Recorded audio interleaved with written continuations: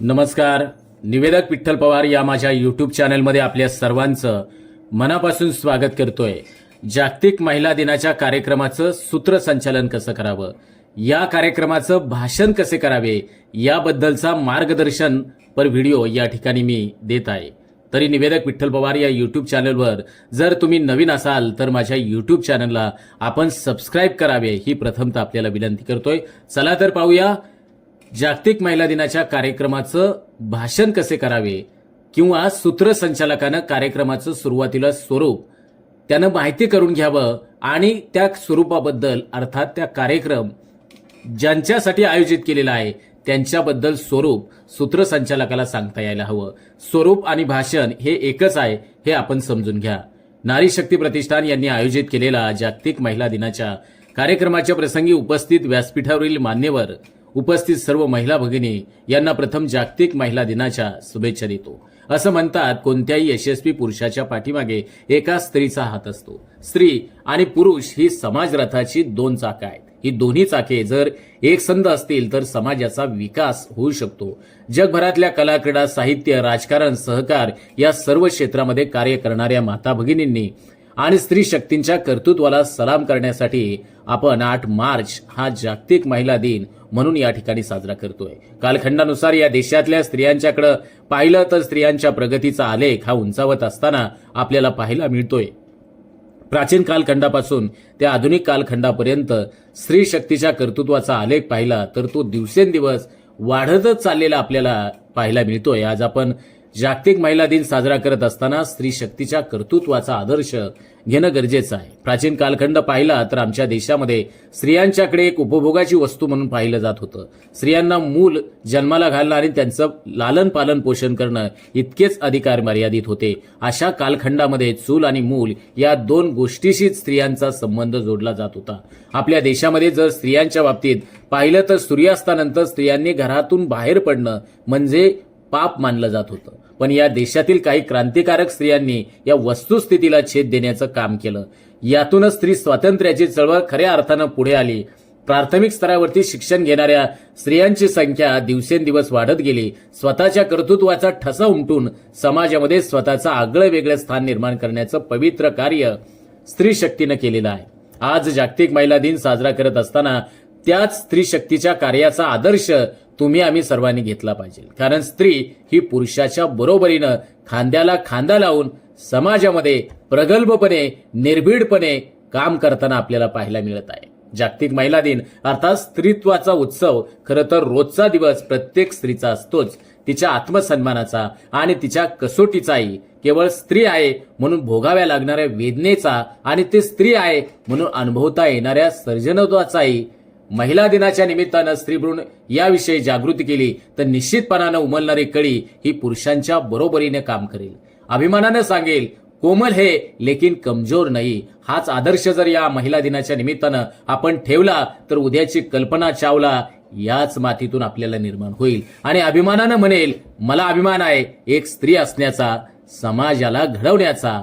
जागतिक महिला दिनानिमित्त सर्व महिला भगिनींना शुभेच्छा देतो आणि या ठिकाणी माझे भाषण संपवतो. जय हिंद, जय महाराष्ट्र. अशा रीतीनं हे जागतिक महिला दिनाच्या कार्यक्रमाचं भाषण होतं.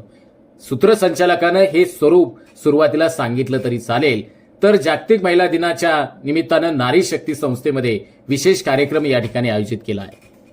या कार्यक्रमात महिलांचं योगदान, त्यांच्या यशोगाथा आणि समाजातील त्यांची भूमिका यावरती चर्चा होणार आहे. प्रमुख पाहुणे, मान्यवर, विद्यार्थी आणि शिक्षकांचा या कार्यक्रमामध्ये सहभाग आहे. त्यांचं देखील मी नारी शक्ती प्रतिष्ठानच्या वतीनं स्वागत करतो. आता पाहुण्यांचं शाब्दिक स्वागताचं सूत्रसंचालन असं करावं.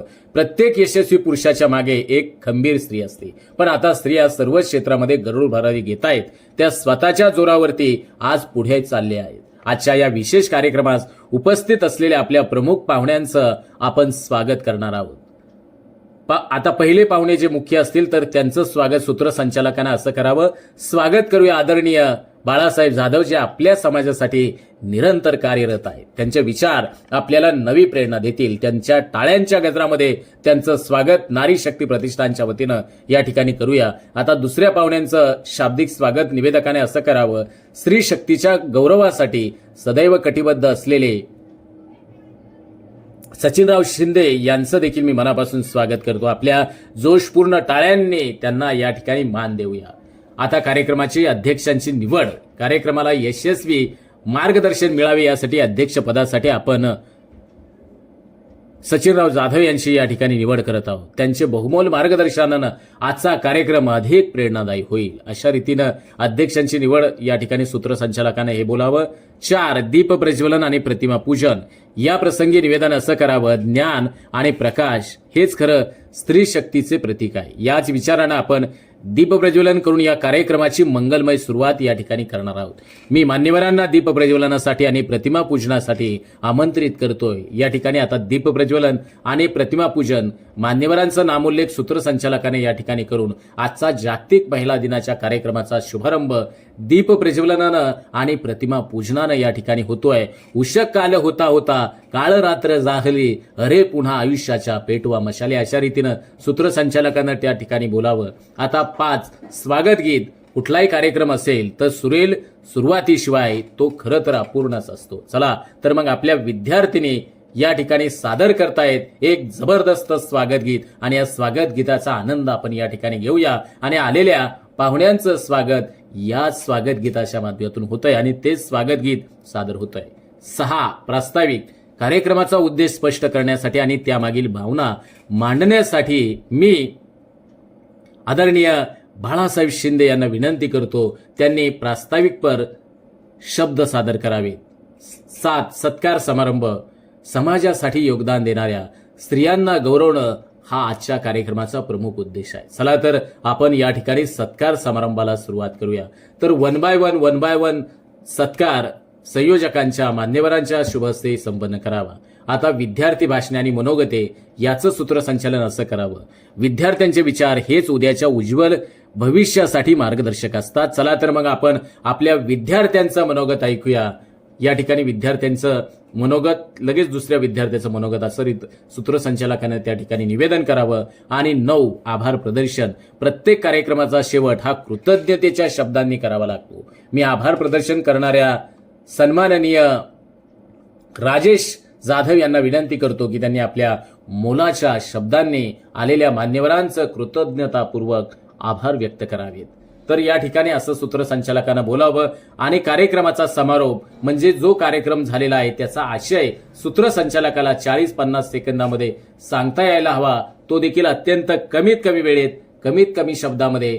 कारण कार्यक्रमाला आलेले पाहुणे, आलेले मान्यवर, उपस्थित असलेल्या महिला भगिनी जे श्रोते आहेत ते कंटाळलेले असतात. त्यासाठी सूत्रसंचालकानं अत्यंत कमीत कमी शब्दात कमीत कमी वेळेमध्ये कार्यक्रमाचा समारोप असा करावा. जागतिक महिला दिन अर्थात स्त्रीत्वाचा उत्सव. खरं तर रोजचाच दिवस प्रत्येक स्त्रीचा असतो, तिच्या आत्मसन्मानाचा आणि तिच्या कसोटीचा आहे. केवळ स्त्री आहे म्हणून भोगाव्या लागणाऱ्या वेदनेचा आणि स्त्री आहे म्हणून अनुभवता येणाऱ्या सर्जनत्वाचाही हाच आहे जागतिक महिला दिन. आजच्या या कार्यक्रमाने आपल्याला स्त्री शक्तीला एक नवा दृष्टिकोन मिळाला आहे अशी या ठिकाणी मी आशा व्यक्त करतो आणि आपल्या सर्वांच्या सहकार्याबद्दल पुन्हा एकदा धन्यवाद व्यक्त करतो आणि जय हिंद जय भारत. अशा रीतीनं हे होतं जागतिक महिला दिनाच्या कार्यक्रमाचं सूत्रसंचालन. निवेदक विठ्ठल पवार यांच्या मार्गदर्शनाखाली अधिक माहिती मिळवण्यासाठी निवेदक विठ्ठल पवार हा YouTube चॅनल आपण नक्की पहा. तुम्हाला सूत्रसंचालक व्हायचंय, तुम्हाला उत्कृष्ट निवेदक व्हायचंय, ते देखील 0 रुपयामध्ये आणि तुमच्या वेळेनुसार तुम्ही घर बसल्या तुम्ही यशस्वी आणि प्रभावी सूत्रसंचालक होऊ शकता. त्यासाठी मी तुम्हाला या निमित्ताने एकच सांगेल, तुम्ही फक्त निवेदक विठ्ठल पवार या YouTube चॅनलचं पारायण करा. हा YouTube चॅनल एकदा पहा, सर्व व्हिडिओ पहा, अभ्यासा, लिहून घ्या आणि त्याचा प्रत्यक्ष सराव करा. तुम्ही यशस्वी सूत्रसंचालक झाल्याशिवाय राहणार नाही अशी या निमित्तानं मी खात्री देतो. पुन्हा एकदा या ठिकाणी मी नवीन भागामध्ये आपल्याला भेटणार आहोत. तत्पूर्वी आपल्या सर्वांची या ठिकाणी रजा घेतो. धन्यवाद. जय हिंद जय महाराष्ट्र. आमच्या चॅनलवर नवीन असाल तर सबस्क्राईब बटनावर क्लिक करा आणि बेल आयकॉन प्रेस करा.